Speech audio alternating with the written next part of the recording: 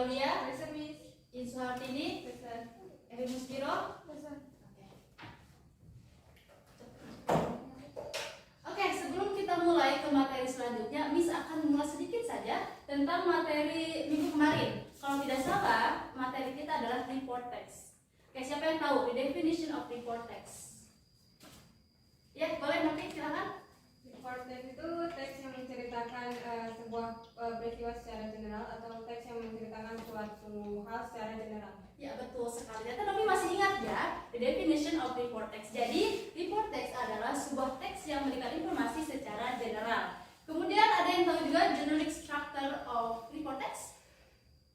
Gak ada? Yang pertama ada general classification, yang kedua ada identification. Oke, baik, terima kasih. Ternyata kalian masih ingat ya materi kita yang kemarin.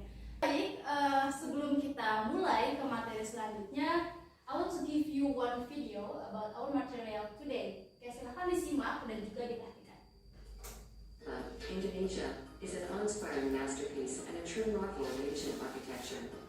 It stands as a testament to the rich cultural heritage and religious devotion of the people who built it over 1,000 years ago. This colossal temple, built in the 8th and 9th centuries, is one of the largest Buddhist monuments in the world. Rising majestically from the lush surrounding landscape, it consists of 9 stacked platforms, adorned with intricate carvings and statues. The entire structure is crowned by a central dome, which represents enlightenment. As you ascend the temple, you will be captivated by the intricate detailing on every surface. The walls and balustrades are covered in exquisite relief carvings, depicting scenes from Buddhist teachings, the life of Buddha, and ancient Javanese folklore. These carvings not only showcase the exceptional craftsmanship of the artisans, but also provide a glimpse into the spiritual beliefs and cultural stories of that time. Borobudur Temple is designed as a representation of the Buddhist cosmology. The lower levels represent the worldly desires and cravings that individuals must overcome, while the higher levels symbolize the spiritual journey towards enlightenment. The path to enlightenment is marked by a series of beautifully sculpted bell-shaped stupas. Oke, dari video ini yang sudah Miss berikan, apa yang bisa kalian ambil? Jadi video ini tentang apa? Mendeskripsikan sebuah candi yang Iya, betul. Mendeskripsikan sebuah candi atau suatu tempat. Kemudian, apa kalian pernah mengunjungi tempat ini? pernah Pernah. Ini bagaimana suasananya? Apakah menyenangkan? Teduh? Kemudian? yang panas. Oh, begitu. Ya, baik. Oke, dari video ini kita bisa ambil kesimpulan bahwasanya ini adalah sebuah video yang mendeskripsikan suatu tempat, namun kita deskripsikannya secara detail dan spesifik. Dia berada di mana, kemudian dia mempunyai beberapa candi atau apa ini namanya? Bangunan tempel ya. Kita bisa tahu ada berapa bangunan di sini. Kemudian jarak dari kota Jogja ini berapa meter dan lain sebagainya. Nah, suatu teks yang kita deskripsikan secara detail kita sebut descriptive text. Jadi materi kita pada hari ini adalah descriptive text ya. Baik, Miss akan memberikan PowerPoint. Jadi Miss akan menjelaskan tentang descriptive text tersebut. Okay, now I want to explain you about the definition of descriptive text. Descriptive text is a text that describes a particular object in detail. In Indonesia, descriptive text or description text is a text that describes a particular object in detail. Sama aja ya. So as mentioned earlier, in this text, you will describe the object clearly. It can be size, color, shape, smell, and so on.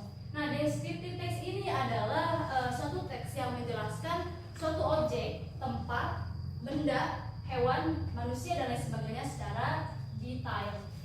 Dan akan dijelaskan juga descriptive text ini tentang ukurannya, mungkin kemudian warnanya, kemudian bentuknya, dan kemudian juga baunya dan lain sebagainya.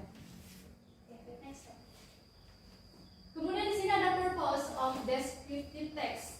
The purpose of descriptive text is to describe an object in detail. The purpose of descriptive text is to describe or describe an object in detail. This object can be people, animals, things, and places. Ya, seperti yang sudah dijelaskan tadi, bahwasanya tujuan descriptive text ini adalah untuk memberikan suatu informasi atau mendeskripsikan suatu objek secara detail. Dan teks ini bisa juga berbentuk sebagai apa? Manusia. Kemudian apa lagi? Hewan, benda, dan juga tempat. Oke, baik, tidak sekali. Oke, slide selanjutnya ada apa namanya? Generic structure of descriptive text. Yang pertama ada identification. This section is usually in the first paragraph.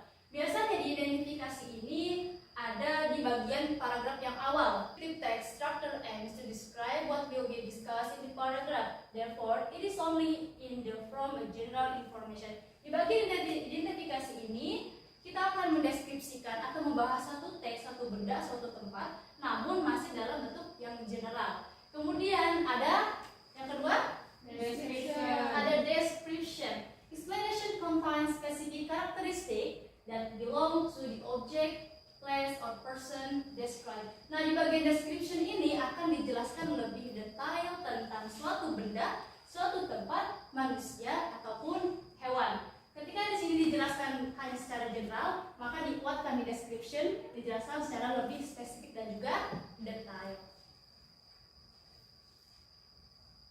Okay, now next, the language feature of descriptive text. Yang pertama ada adjective. Wati boleh dibaca? Expression contains specific characteristics that belong to the object, place, or person described.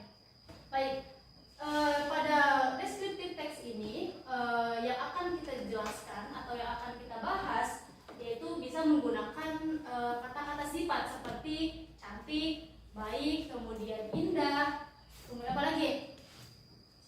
Sejuk, apa lagi? Kata sifat? Jelek. Novi apa lagi? Buruk. Baik, terima kasih ya. Oke. Language feature of descriptive text yang kedua adalah simple present tense.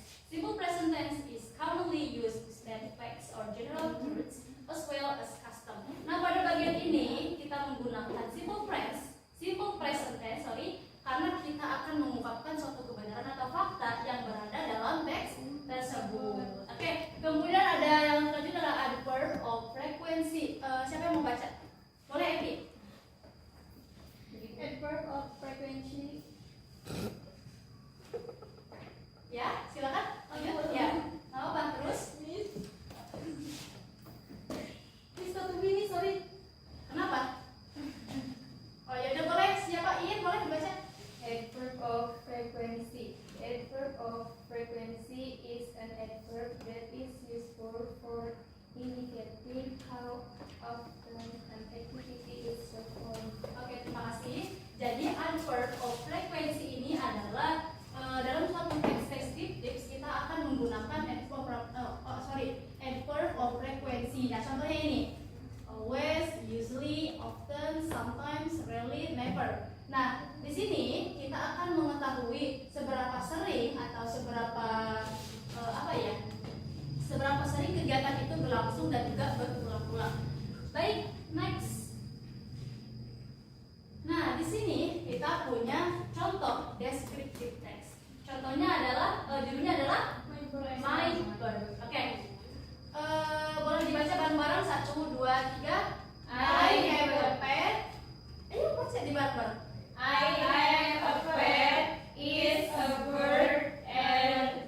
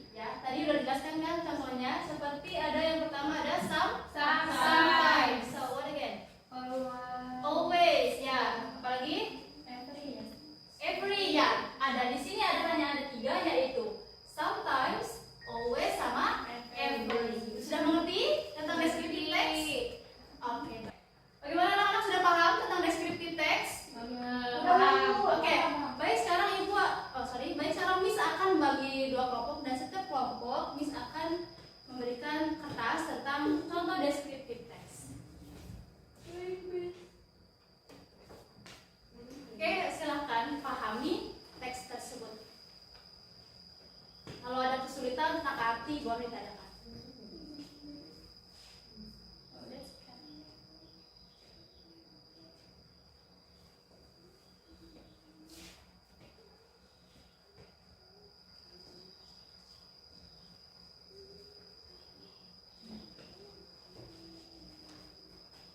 Oke, sudah paham? Sudah, Miss. Oke, sekarang Miss akan bertanya kepada kalian yang bisa jawab.